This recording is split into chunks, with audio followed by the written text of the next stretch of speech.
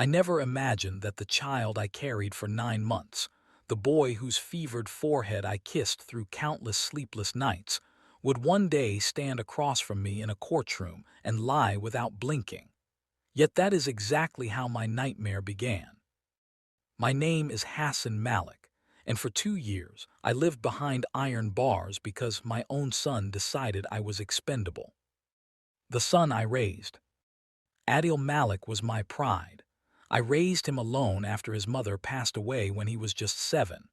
I worked 2 jobs, one as an accountant by day, another teaching evening classes, so he would never feel the lack of love or opportunity. Every rupee I earned went toward his education, his comfort, his future. When Adil graduated from university and joined the family construction business I had built from nothing, I believed my sacrifices had been worth it. The company wasn't huge, but it was stable, respected, and profitable. I planned to pass it to him one day, slowly, carefully, teaching him integrity before power. That was my first mistake. The woman who changed everything. Her name was Rania. She entered our lives like a whisper, beautiful, charming, and far too interested in our family's wealth for my comfort. She claimed to be a consultant with big dreams, but I saw through her quickly. She fed Adil flattery, convinced him he was destined for more, that his father was old-fashioned and holding him back. I warned him. "Be careful," I said one evening. "Not everyone who smiles wants the best for you." He laughed. "You don't trust anyone, Abu. That's why you're stuck in the past." From that day on, the distance between us grew. The betrayal. 6 months later, Adil asked me to sign some documents. "They're just restructuring papers," he said casually, placing them on my desk, "to help with taxes." I was tired, trusting, blind. I signed. 2 weeks later, I discovered the truth. I had unknowingly transferred majority control of my company to him. When I confronted him, Rania sat beside him, her hand resting possessively on his arm. "You've been slowing us down," Adil said coldly. "This is business." "Business?" I asked. "I built this company for you." Rania smiled. "And now it's time for you to step aside." I refused. I threatened legal action. That's when they decided to destroy me. Framed by my own blood. One morning, police officers arrived at my house with a warrant. They accused me of financial fraud, embezzlement, and falsifying records. I laughed at first. This is a mistake. It was. Every document they presented bore my signature. Signatures I now realized had been carefully forged or manipulated after those restructuring papers. Adil testified against me. My own son looked the judge in the eye and said, "My father has been stealing from the company for years. I tried to stop him." I searched his face for guilt. I found none.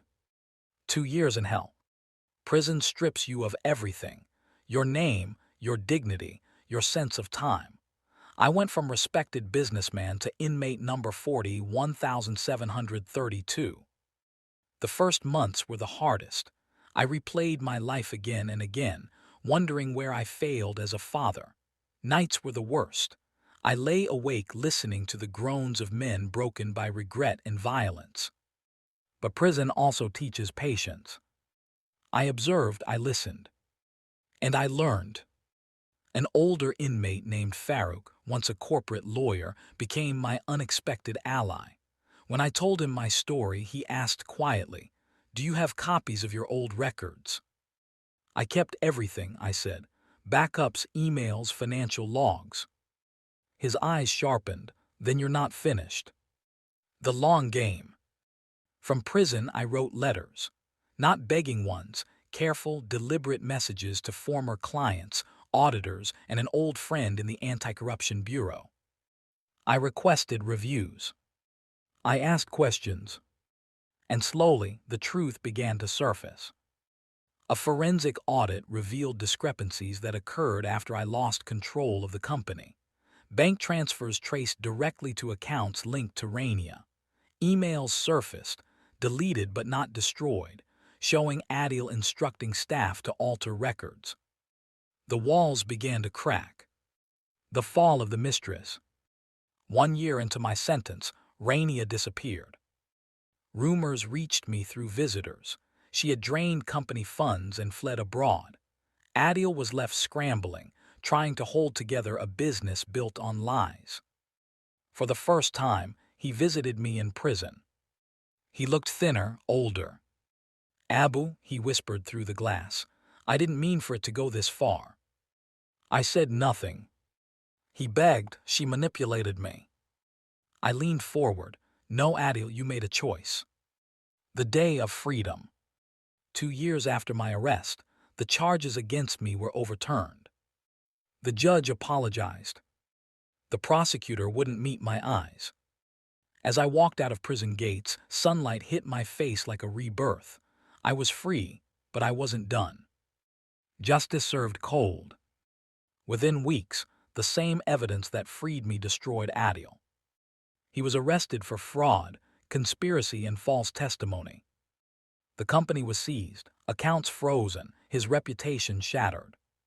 When he stood in the defendant's box, I watched silently from the gallery. He finally looked at me then, not with anger or arrogance, but fear. The final truth. After the trial, he asked to see me. "I lost everything," he said, tears streaking his face. "Was it worth it?" I stood slowly. "I lost 2 years of my life. I lost my son long before that." I paused at the door. "You imprisoned me to protect your lies," I said. "My freedom only revealed the truth." Epilogue. Today, I live quietly. I rebuilt a smaller business, mentor young entrepreneurs, and sleep without chains on my soul. People ask me if I hate my son. I don't. But betrayal leaves scars deeper than prison walls. And some lessons are only learned when the door finally closes behind you.